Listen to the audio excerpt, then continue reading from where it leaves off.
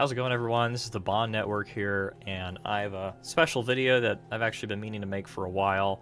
I just recently 100%ed Gray Zone Warfare, and I really wanted to just kind of take the time to talk about maybe like a review and recap of what I would say has been my whole experience with the game in its current state.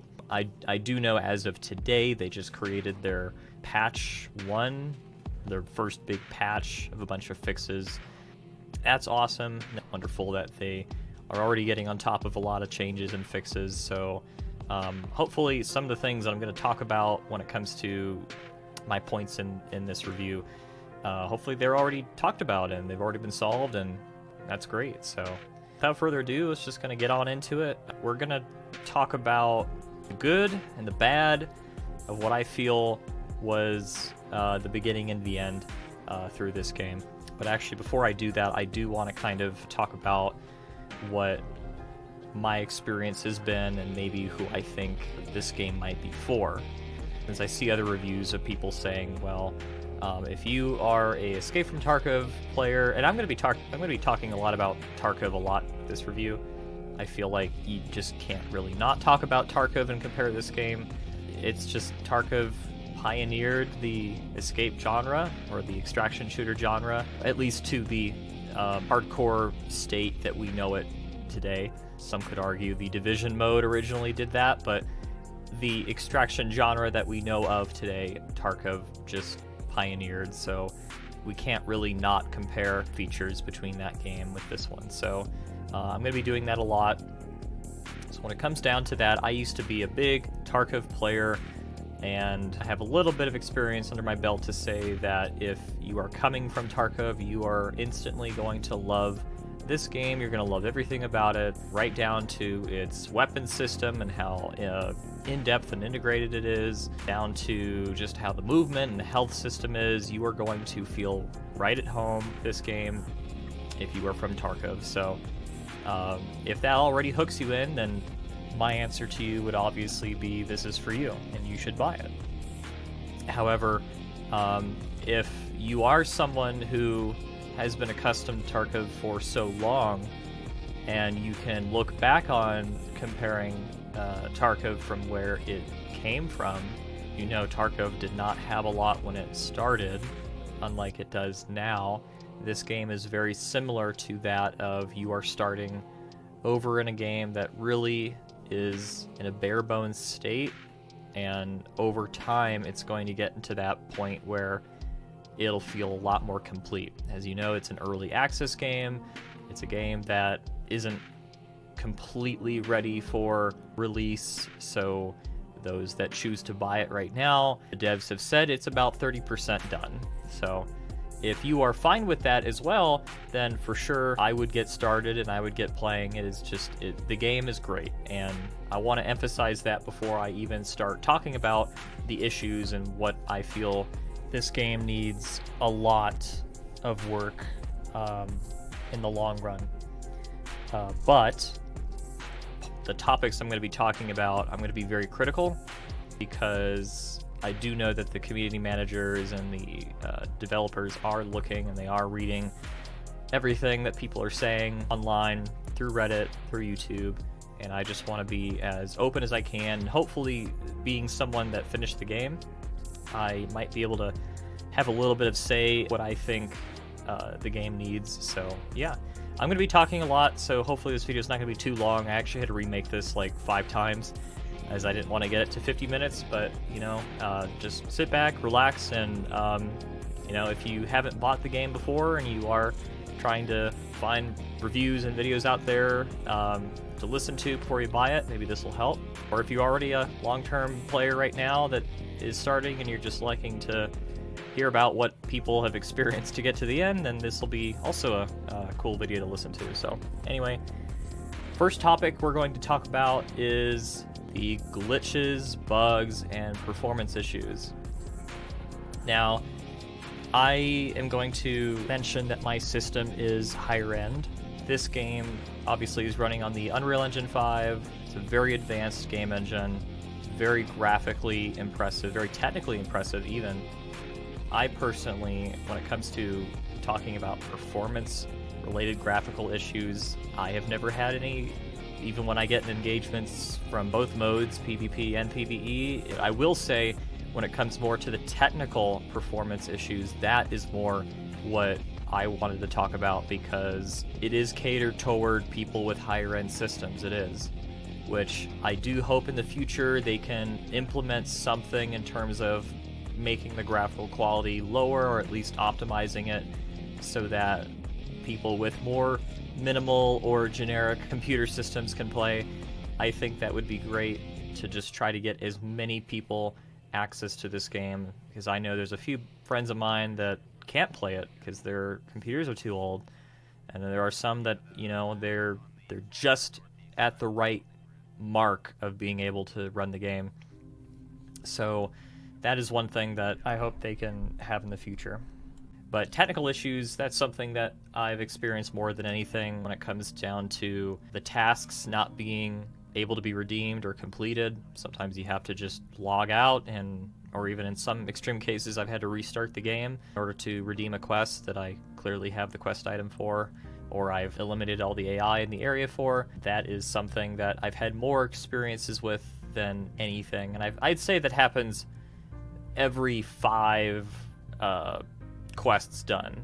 So like on the 6th quest, you get that issue. So when it comes to like glitches, I'll have something on the screen. Like I will encounter visual like body dysmorphing, and I know way in the beginning of the game heads were disappearing. Now I'm just gonna say I don't count that as a problem. Being a guy, like I played the 76 beta. I've seen plenty of visual glitches in my day with other betas and other games. I don't count those as like something that ruins the game for me, or should be even marked down as something that's a problem. And I don't think anyone really should, because listen, if the game systems still work, if I'm shooting guys and they're registering, if the hit detection's doing fine, if my character's moving fine, if the quests are, submit my quests 99% of the time just fine, that is what I count as working functions that don't really count as bugs and glitches. So I've had plenty of visual glitches when it comes to sights not being really showing right, a lens flare issue in the beginning, which I haven't seen anymore. But when it comes to that, right now, if you guys get into it, you're going to have a fine time when it comes to playing the game how it's intended. With the exception of that task issue, it's annoying to have to relog and find a new session, or like I said, in some extreme cases, restart the game. But beyond that, it happens way too rare for me to count. So, well, I guess coming back to the hit detection that I was talking about, I have an AI point that I'll get to later on. But I will say, when it comes to hit detection in this game, I know they've talked about that they're going with like, oh, it's like an organ, like fatal region that you have to aim for when it comes to like your vital areas, is what they say. I will say, I think that will need adjusting for the future when it comes to being a bit more consistent, because as we'll get to the AI behavior topic later, I do feel that it's either a bullet problem with how bullets are how they're behaving, because I know there's a ton of different bullets that you can use, but I also feel like if they are going with that vital area that you shoot, I don't know if that is part of the technical problem of hit detection itself, or if that is simply bullets just not doing what they're supposed to, as I know pistol calibers and shotgun calibers do not work. I know with this recent patch they just buffed shotgun slugs, but the buckshot itself doesn't do anything still, so it still needs attention, I feel, and we'll just leave it at that. And to my second point, we're going to talk about the exfil issues, and oh boy, we have a lot to talk about with this for a little bit. So, as you guys know, or maybe not know, Grayzone uses a chopper system to get around their large map. And I've always thought that was a great idea, to just drop right in and drop right out, like seamlessly in the open world that they have. They have this open world and there's no time limit. That is awesome. But there is an exfil camping issue, and there also is a exfil design issue. Now, when it comes to exfil camping, I'm not going to talk about that too much. I'm not saying it should go away. It shouldn't. That I feel like when it comes to game design, everyone should have the freedom to do whatever they want, to go wherever they want, and if that is the strategy they find they want to do, I say let them. So I don't want it to go away necessarily, but the problem right now is it's so prominent, not because people are just choosing to do it, people are just unintentionally doing it. Every extract zone, they are public places that any faction can go to. Because as you know, there's 3 factions, and any faction can go to these landing zones. Now, there's about at least 2 landing zones for each area on the map. Let's say that you dropped in on one side of the area and you want to go back to that same spot. Well, the odds that you just finished your quest and you're coming back to your base, there's another guy flying to that exact spot for a quest that you're probably doing the exact one for, and you're just kind of there. You're like, oh, I might as well kill him because he's landing right here. And I think that is more of a problem than anything, that they need to figure out whether, I've heard maybe faction-based LZs to have them a little further away. I don't know for sure, but I do know something needs to be thought about when it comes to that, because I don't want to get rid of exfil camping, but right now it's to the state where if you play PvP, I'm almost more leaning toward doing PvE, because, well, if I just geared up and I'm ready to go and I head to where I gotta go, especially since I chose Mithras and I'm all the way at the bottom of the map, and let's say I gotta do something at the top, I had to wait like 4 or 5 whole minutes, where I'm probably tabbed out watching a video, and then I get there and a guy's just, he's waiting for his ride to get back to his base, and he kills me. And it's just something that I feel like, whether they want to make it where if you infill at one location, you have to exfil at the other side, I don't know. But I do know that there is a prominent issue when it comes to that. As well as when it comes to just calling the choppers. So that's the second point, is try to call a chopper. There's only 4 helicopters for each faction. If you try to call one and 4 are already in the air, you're gonna get spammed with the birds, birds unavailable, or all birds are in the air, and it's annoying. I get why they did that. They want you to kind of sit around a little bit and wait, maybe plan out when to call at the right time or whatever. I get it, but it is becoming too much of an issue where, like myself, I am a solo player. I have paired up with people, but it's most of the time I am solo and I'm calling my own ride, and I just want to get back to my base, and I can't. I have to wait 3-4 minutes to have everyone else's rides leave the map. So I don't know whether they want to make it where they just double the choppers for each faction, or what they do, or have like a queue where at least you called one and it'll come after this one.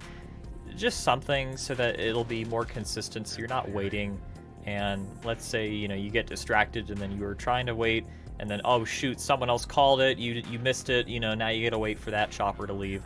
It can get really annoying, and I feel that there could be some improvement with that. To the next point, we're going to talk about the AI. And there's a lot to talk about with the AI. As I mentioned earlier, they are very spongy, and sometimes they're not. One thing that I've noticed when it comes down to react to players, and I'm sure some of you maybe have seen videos out there of like a guy shooting an AI from like over 100 meters away, which is very far away when you're in game and you see it, and they're shooting them, and then suddenly they just turn around and they beam them in just 1 shot or 2 shots. That is not an exaggeration, that does happen. Which again comes down to the vital areas, where something that maybe some of you don't know is for sure found that AIs are more shooting at your chest than head, if anything. So if you are crouching in a bush and you get headshotted, it's because, well, they are aiming at where your chest is supposed to be. And if you are leaning down where your chest would be, then you are getting that shot in the head. So I think that comes down to how they're programmed at the moment. Really, like, most of my experience with them has been consistent, I would say. Like, I am shooting them and they drop in, you know, a few shots, or maybe sometimes they'll take 7 shots, but it feels enough to the point where I think they're okay, but they need improvement when it comes to more. I think it's more of a bullet issue. I think the bullets need to be tweaked with more. I think the armor system needs to be, I think the armor system's fine, but their issue right now is that they are programmed to shoot your vital areas and not your armor.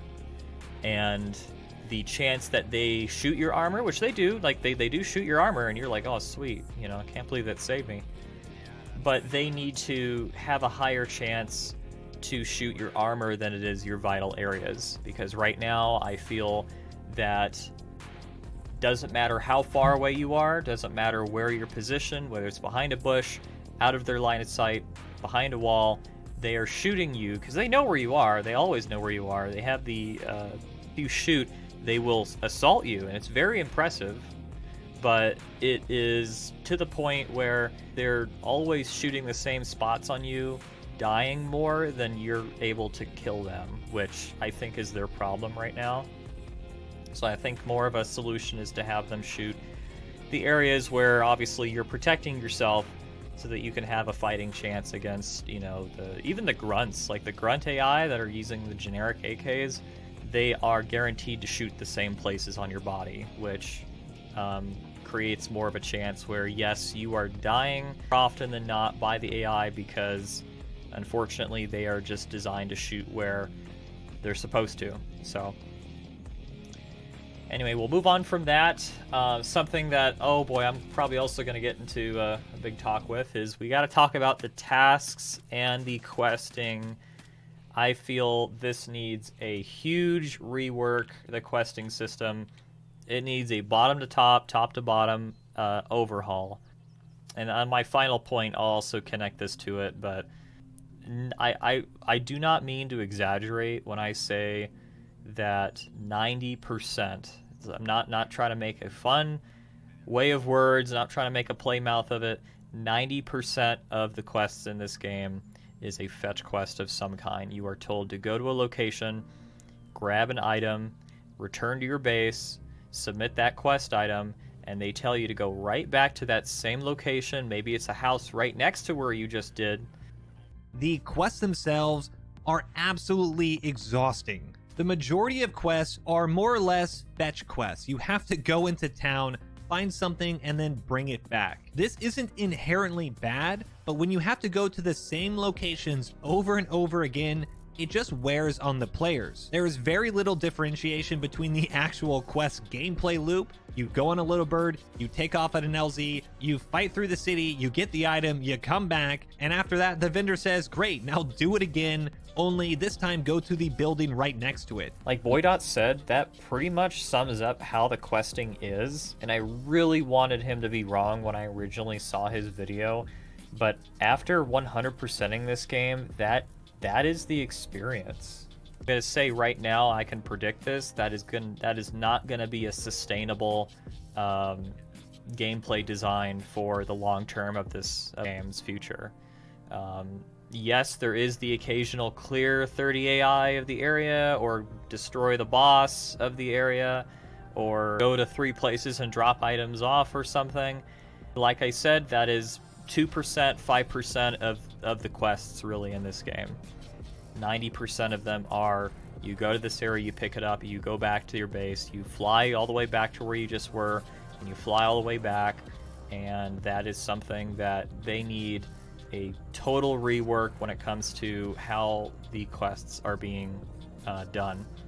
I'm not saying they all need to go, but they need to switch them up. Every quest is, okay, oh, I just brought this book back.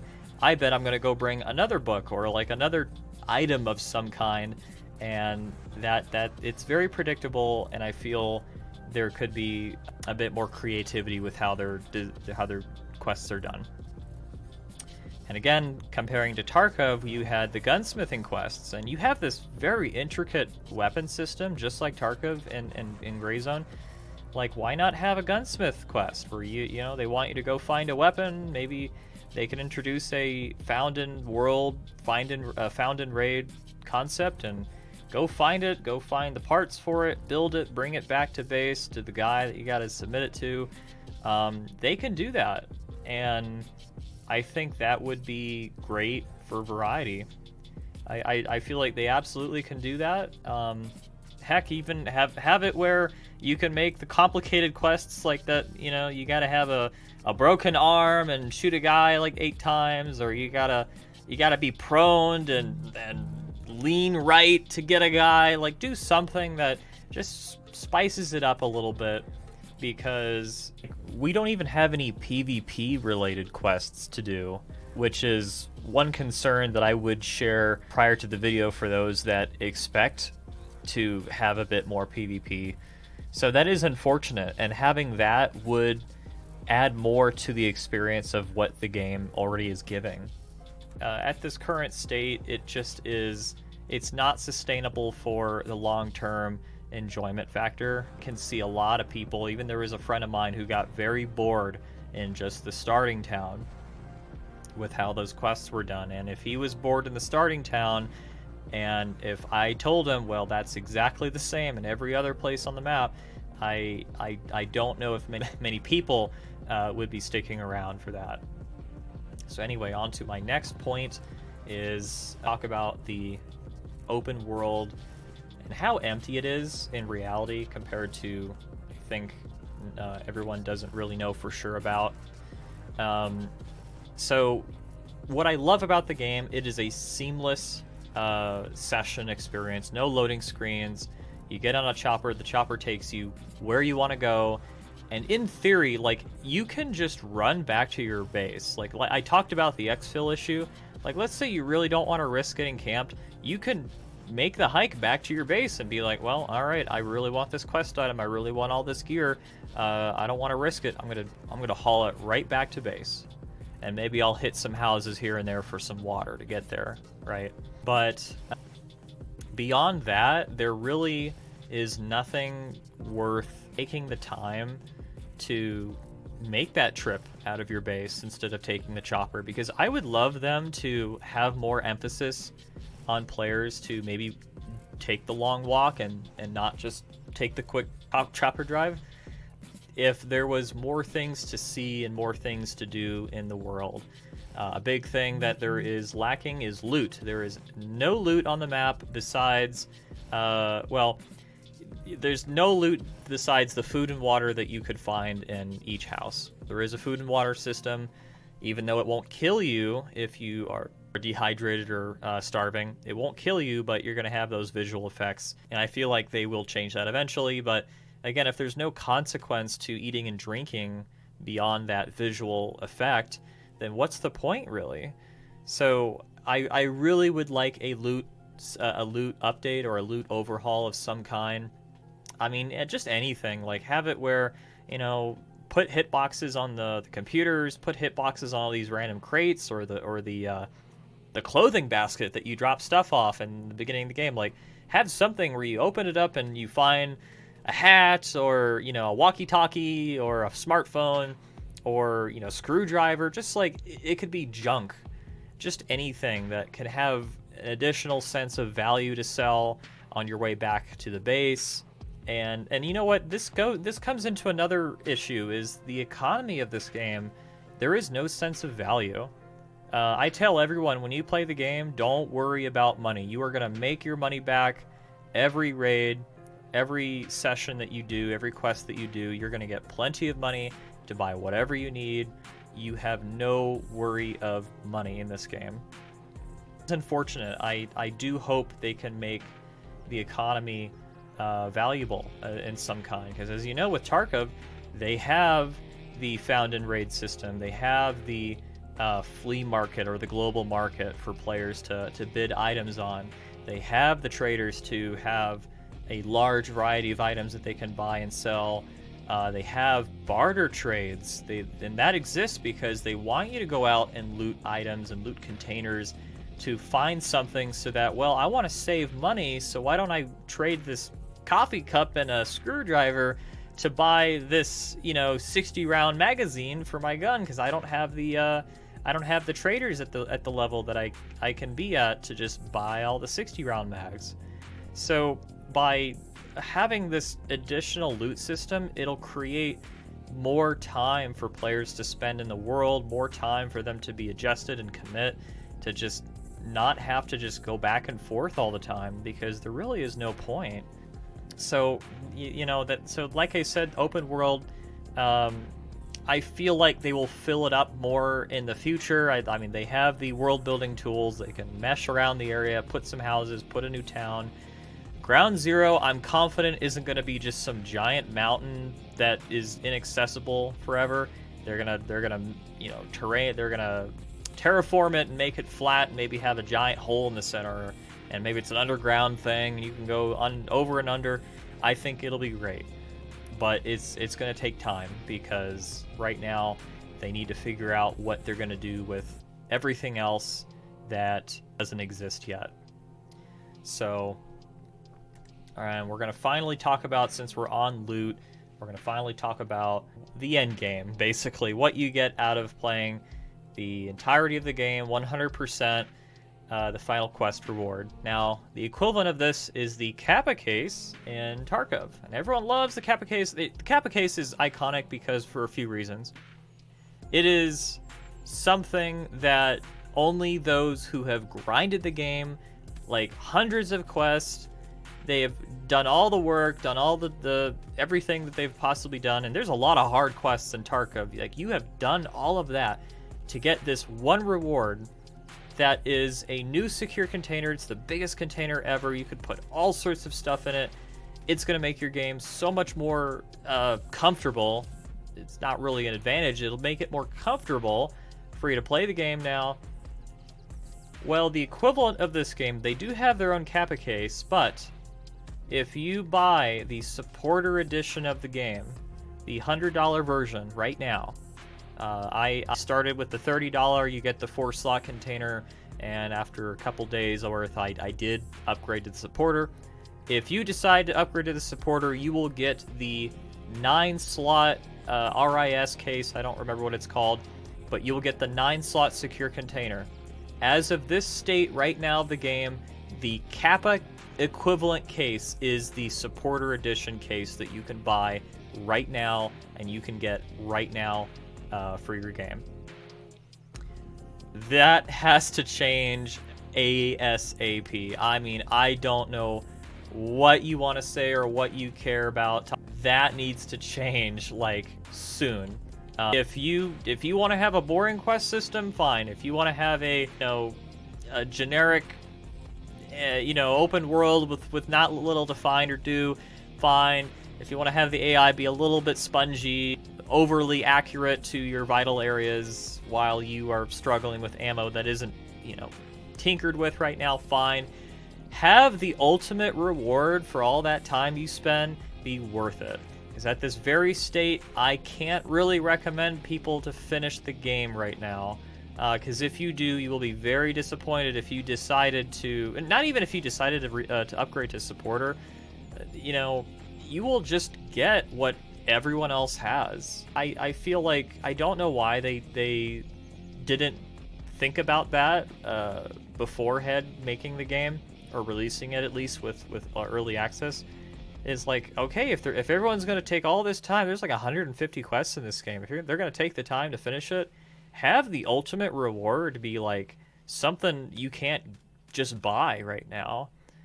Because I've said this before when it came to the Tarkov drama. Like, I only believe in pay to win when it comes to a feature that no one else can access, or it changes the game for you. It will change the game unlike everyone else that they can access. Like, your bullets are hitting harder, you have more health, or AI is not reacting to you or something like that is pay to win. That is an experience that changes based off of you paying money for. But having extra storage space, having an extra container, you know, it doesn't, it's not going to make you better at the game. It's not going to make the game be better for you.